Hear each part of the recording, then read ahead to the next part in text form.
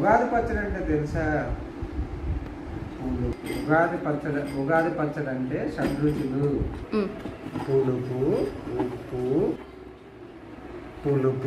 ఉప్పు, కారం, తీపి,